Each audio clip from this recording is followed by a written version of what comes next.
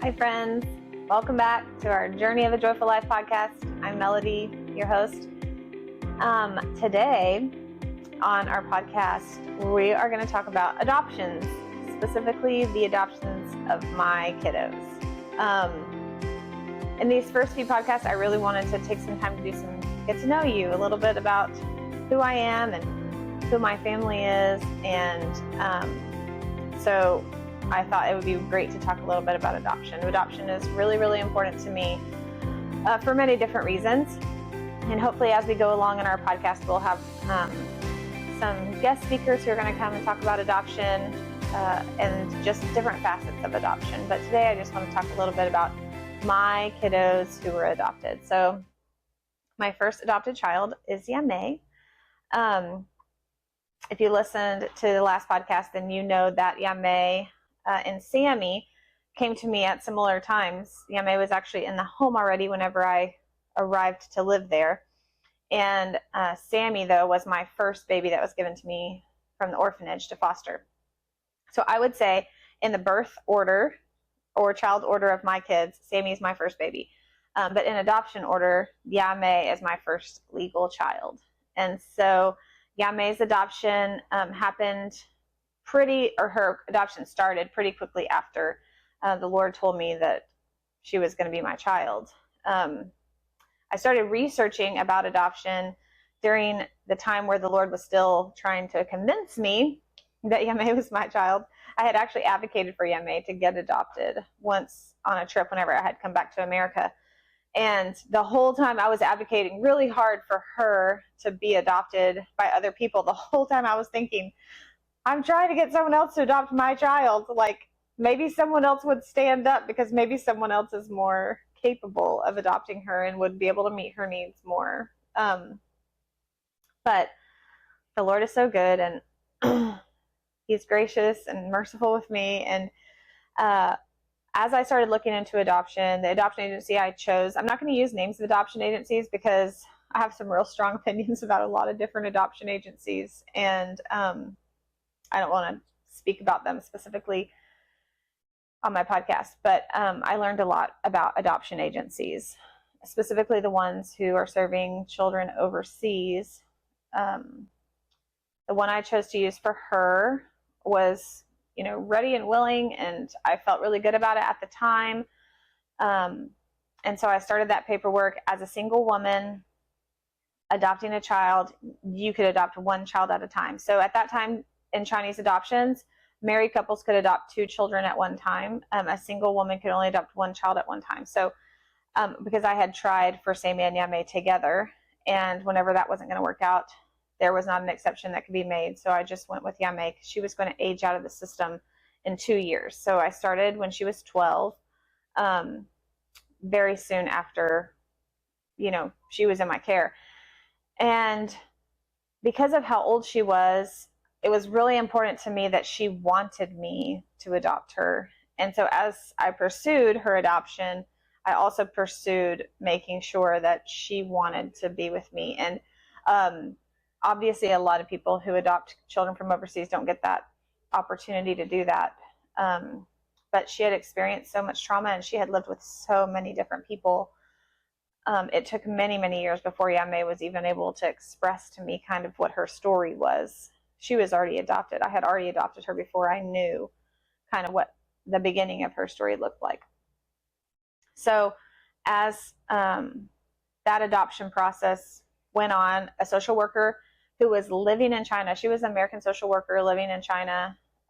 She came to my home and did a home study. So I, living in China, still had to go through a home study process. The process of adopting a child is the same. An international adoption, I was still seen as an American adopting a child from overseas, even though I lived there in China. Still had to have a home study, still had to have the same paperwork done. Funny enough, I would have to fill out all my paperwork in China and send it to America so that the American Adoption Agency could send it right back to China. I always thought that was so funny. Like, could we just skip a step so that I could do it? But, we had to do things the right way, and that was totally fine. But it took what felt like forever. So her adoption went on and on and on. So many different things go into international adoptions and so much paperwork. I raised a lot of money during that time because adopting a child from overseas costs about $30,000. And I definitely did not have $30,000. But whenever I left the teaching field in America, I had my retirement in a fund. And so I took my teacher's retirement out and used that to put towards Yame's adoption, because I knew that was what the Lord was asking me to do. So that helped a little bit. And then one time I came home from China, came back to the States, and I had a garage sale, and I sold a ton of the stuff that I had put in storage. At my parents' house, we had a garage sale, and I advertised it as, this garage sale is to raise money for Yame's adoption. And so people came so sweetly and supported me and purchased things, and also just donated towards her adoption. It was so sweet. And different people had fundraisers for us. It was awesome. And so her adoption was able to be fully funded. And it was very close to the time that Chen and I got married, was the time that Yame's adoption was going to be finalized. So we waited to get married until after that, because I needed to finish her adoption before we were married, so that I could adopt her as a single woman. So it was hard for Yame. My relationship with Chen was hard for Yame at first. She didn't want anybody else in our family except for her and Sammy and I. And she obviously loved Chen, and she still loves Chen. But that was really interesting. Her connections with certain people, it's hard for her sometimes to have more than one really strong connection. But she and I definitely built that. And most of her adoption process, while it was very long and it took 2 full years, was pretty smooth. Now, I will say that on the day of her adoption, because I was a foreigner living in China, I was able to be a little bit more flexible with the gotcha day, where her adoption took place on that day, and some really terrible things happened. And my adoption agency in America forgot to send my money to China for my adoption. So we were there at the place where you sign the papers, and they asked me, do you have the money for the adoption? And I said, no. I sent the money to America because my adoption agency said that they had to send you the money. And she said, well, they haven't sent us the money. And my adoption agency had set up, I had coordinated with them to set up the day that she would be adopted, and it was on her 14th birthday. So she had to be adopted that day, or she could not legally be adopted. And to tell you that I might possibly have lost my mind would be an understatement. I was livid. I was very upset. I'll never forget, I was in the office with Yame, and Chen was there, and the Chinese adoption people, and I was on the phone realizing that it was Thanksgiving Day in America, and no banks were open. And I didn't know what I was going to do, because Thanksgiving Day, after Thanksgiving Day, is a Friday, and the way the time frame worked is that the Chinese office was going to be closed when the American office opened back up because of the time difference. And the money wasn't going to get to them, because when America sent the money, it was already going to be on the weekend. And so the money wasn't even going to be able to arrive until the next week. I was sobbing my eyes out, not happy on the phone with the agency in America, and with them telling me, oh man, we're so sorry that we made a mistake, and yeah, we're just so sorry. And I remember asking them, do you realize that your sorry means that my child might live her entire life without a family? Do you realize the weight of the mistake that you made? It was super weighty to me. And so many things opened my eyes to how situations work, right? Whenever you're here on this side in America and you're doing things for someone overseas, you don't think about it, what it's like to be there in that person's shoes. And I was living it, and they were apologetic, but I mean, obviously there was literally nothing they could do. It was their fault, but they couldn't do anything. And I was just struck with the fact that my child might not ever be able to be adopted. And it is just by the grace of the Lord that because those people knew me and trusted me, I was able to give them some money that I had, just a little bit of money that I had. And they were able to go ahead and let me sign the papers, even though it wasn't near enough money. They trusted me that I would bring the money, that the money would come. So on Monday, I just kept asking them, has the money come? Do you see the money? Because there was another paper that I had to sign after that. And the money did come, and I was able to finalize her adoption. But that was probably the most stressful thing in Yame's, not probably, that was the most stressful thing in Yame's adoption. It was very stressful right there at the end. And of course, she was there and kind of had to be there during that time. And that also made me so sad for her. But anyway, it was about 4 months, maybe 5 months after her adoption that we were able to come to America so that she could do naturalization, get her feet hit American soil. That started a whole other process of things going wrong because her citizenship did not go properly because the adoption agency did not file her citizenship properly. And so her citizenship wasn't when her feet hit the floor of America, the soil. We had to go through a citizenship process, and it was horrible. Taking her back and forth to citizenship office, trying to track down government agencies, entities. It was a nightmare, but I'm grateful to say that she is an American citizen, and that was able to be rectified after months and months of work. And so anyway, probably if I had not been so invested in the lives of my other children that I knew I was going to adopt and wanted to adopt, I would have been like, peace out. I'm never doing that again, because it was really hard. It was really, really hard. But that's okay. So yeah, May's adoption was final in 2015. I got married in 2016 and started very quickly after our marriage, Sammy and George's adoption together. So we were allowed to adopt Sammy and George together because we were a married couple.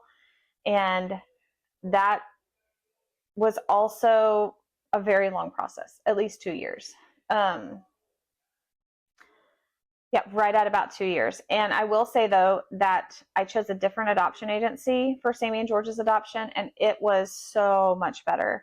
I had done a ton of research. In those 2 years of Ayame's adoption, from me choosing that initial adoption agency, I learned so many things about American adoption agencies, how they asked for money from American families, where they exchanged those monies, how they legally conducted themselves, how they conducted themselves in China versus how they conducted themselves in America.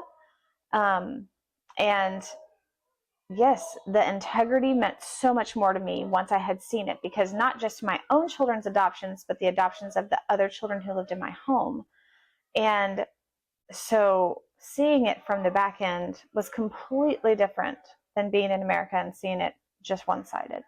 And so I had a lot of opinions about how the agencies did things. And the agency that I chose, still to this day, I would recommend them 100%. Even having adopted Sammy and George through them, and some of my other friends adopting their children through them, I've been to their agency in America now, just in some advocating things, and really feel like that they are doing things the right way. But they're very well versed in China and how China works and all those policies. So Sammy and George's adoption, still the same. We had a caseworker come to our home to do our home study. Again, that was incredible. The home study woman that we had for Sammy and George's adoption, she and her husband lived in China. He was a businessman in China, but they were American. And she was so sweet. She even came to visit us a second time, even though she wouldn't have had to, just because she wanted to come to our house. And she was really, really sweet. And we still, have social media and are able to contact. But I loved the ability to be able to have these connections with people who, you just don't think about these things whenever you're living overseas. So that was really great. When Sammy and George's adoptions were getting close to being done, though, is when China cracked down on all their social work. And that's when people started getting their children taken away from them in American foster homes or any kind of foreign foster home. So technically Sammy and George should have been removed from our home along with all of our other children because they weren't legally adopted at that time. Our children got taken away in July of 2018, and Sammy and George's adoptions weren't finalized until September. And because the orphanage there in Guiyang, because we had such a good relationship, and the orphanage in Guiyang wasn't the one who was trying to take the children away, it was more of the official government entity that was forcing them to do that. They said, like a peace offering kind of thing, we're sorry that we're going to take all the kids away, but you can keep Sammy and George. At that time, it was extremely hard for me to think about that all my other kids that I fostered would see Sammy and George get to stay, and they would all have to be taken out. And I struggled with that a lot. I was also pregnant with Shan at the time of my foster kids being taken away from us, and my hormones and emotions were just off the charts. And a lot of things happened during that time. One of our children who lived in our homes passed away earlier in the summer, and so just it was one traumatic thing after another traumatic thing, and I just kept wondering, like, Lord, what in the world are you doing, and why is it so hard, like, following you? It is just so hard. I don't understand. And whenever they came to take our children away, I asked for the Ayis to take Sammy and George to another spot so that they wouldn't have to see, but also because I couldn't handle the thought of these kids being ripped away and Sammy and George get to stay. Sammy and George get to have a life forever with a family, and everybody else, has to go. So there were a lot of things connected to that I was like, Lord, what is your purpose? What is your plan? So fast forward to September, and their adoptions were supposed to be finished in August. And then paperwork, something went wrong with the paperwork. We had to refile paperwork. And because of the crackdown on the government, it was getting really nerve-wracking for our family to continue to stay in China. I was about to have Shan, and I just kept thinking, Shan is supposed to be born, and Sammy and George's adoptions are supposed to happen, and I have to have Sammy and George adopted before Shan is born. But Sammy and George's adoptions were scheduled for June, and then they were scheduled for July, and I knew Shan wasn't supposed to be born until the end of August. So it's going to be fine, no problem. But then it got pushed back again because of the paperwork. And one thing after another. And I mean, it's like, here's this set date that Shan's supposed to be born, and then the adoption just gets pushed back, pushed back, pushed back. And my due date came, and they still hadn't set the day for our adoptions. And I mean, my mom had come to China to be with me, her first time to be able to come to China. And I mean, I don't even remember most of those days because I was so petrified every day. What if this happens before this happens? It was just a continual trusting the Lord, trusting the Lord. And they called and said, okay, are you in Guiyang, the American Adoption Agency? Because they knew we can do it fast because I'm living there and I don't have to fly to China like other American families would have to do. And so they said, okay, we can schedule it for this date.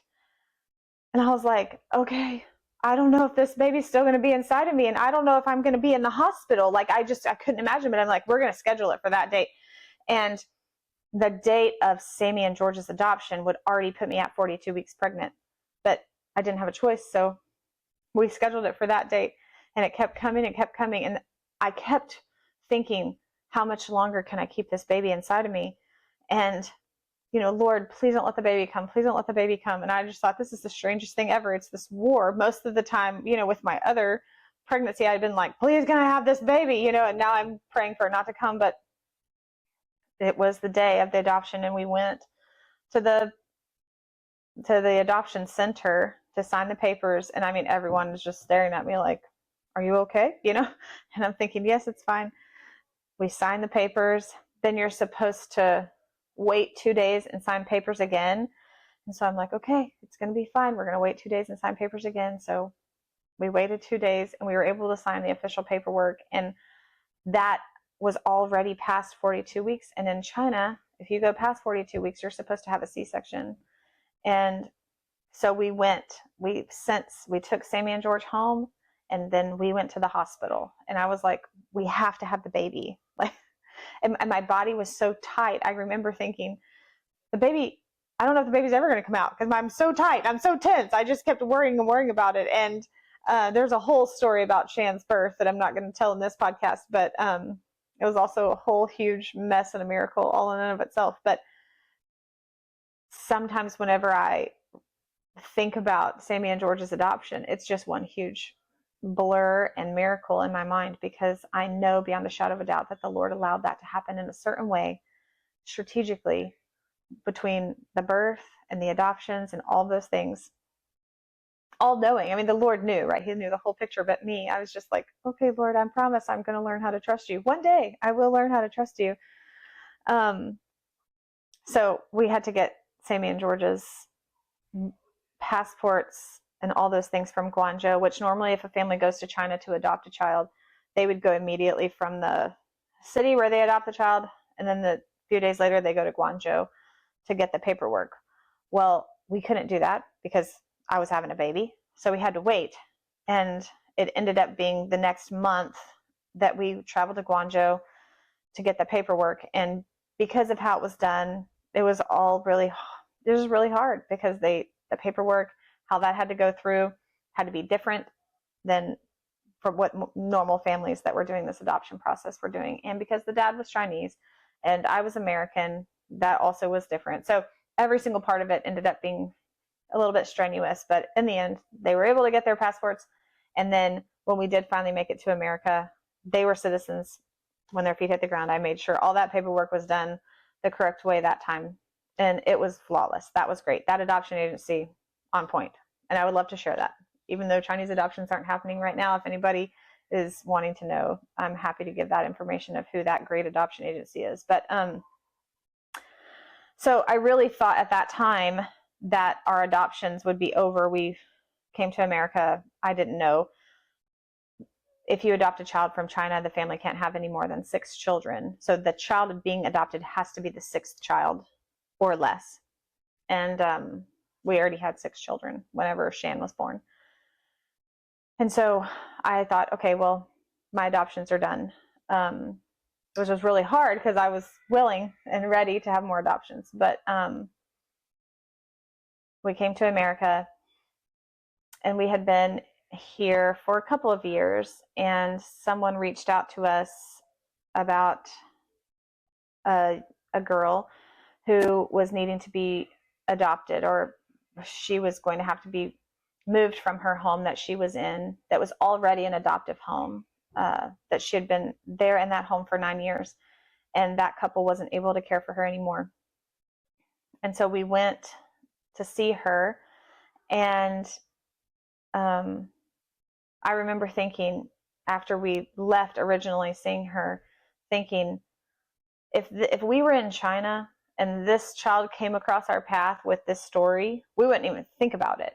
We would be like, of course, she needs to come into our home. But here we were in America, totally different situation, and it seemed like, oh my goodness, are we supposed to do this? She's not Chinese. She doesn't really fit in our family. Is our family only supposed to be Chinese? I'm not sure what this is supposed to look like. But at the time, both Chen and I did feel like that this is what God wanted us to do. And this situation was much different. There was no American foster care involved. The Adriana had been in foster care, but had already been adopted out of foster care. So this was considered a private adoption because her parents at the time weren't able to care for her anymore, but it was a very loving and kind and wonderful situation. And so they relinquished rights. We got guardianship of her, and then we started our adoption process for her, and it was pretty flawless. She had an attorney and who, came into our home and checked us out and all those different things. And all of that leading up to Adriana's adoption felt so completely different than anything we'd done before. I mean, our other kids' adoptions, we had cared for them for so many years and known them for so many years. And Adriana, it was like right whenever the need was there, we wanted to step in. We felt like that's what we were supposed to do. And we brought her into our home and then started the adoption process. And we're like, this is a child that we don't even know. And I hadn't really had that before. And so it was really interesting to be able to get to know her and all the little things about her. And Adriana is amazing and awesome, just like our other kiddos, but she's definitely different than our other kids. She didn't know Chinese. So when Chen would speak to her, there's like the face of like, I'm not really sure what's going on. But she learned Chinese so fast. She understood Chinese so fast. It was so sweet. And Adriana is just such an incredible kiddo and has a lot of words and tried to speak, every language. She thinks she can speak all the languages. So she's really good at trying, but she does understand Chinese pretty well.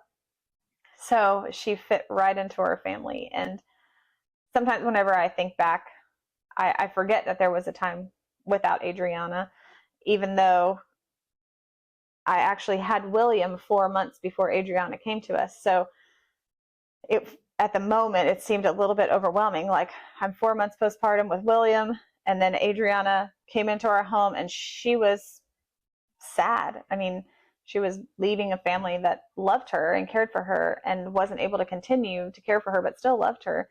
And whenever you have disabilities and you've experienced trauma, the loss of her birth family, and then now she's experiencing the loss of her first adoptive family. And so just walking through that with her in the beginning stages was really hard. But it was also really beautiful, and it's been so beautiful to see how all of our children coming together are such a beautiful thing. And it just reminds me so much of the Lord and how much the Lord loves us and adopts us all out of a place of, our trauma and our hard, and brings us together in the body of Christ and as his children. And we're a beautiful family, all with lots of differences. And so these stories of my kids' adoptions and how they came into our family, you may see on our pictures, or if you follow us on social media, that we also have Tia in our family. And I didn't want to share about Tia in this podcast specifically because I'm going to do another podcast that's just about Tia. She gets to have her own podcast. But she has a special little story that everybody needs to hear. And so for now, those are our adopted kids. No, don't get scared. I'm pretty sure that the moment I say, I'm all done, we're all done, our family's complete, then someone else will come along. But we've had lots of kiddos in our home over the years. So foster kids, kids that we've done long-term respite for, my friends' children.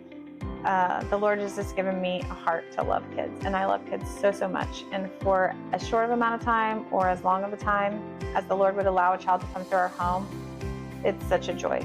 And I'm grateful that all of my children get to experience what it's like to love others and to learn how to love others, even when it's hard sometimes and when there's lots of components to that. But I feel like that's what we're called to do as a family, but also just being in the body of Christ. We're called to love one another, even through our differences in our heart. So thanks for joining us today. I'm excited about the podcasts to come, but thanks for listening to our adoption stories.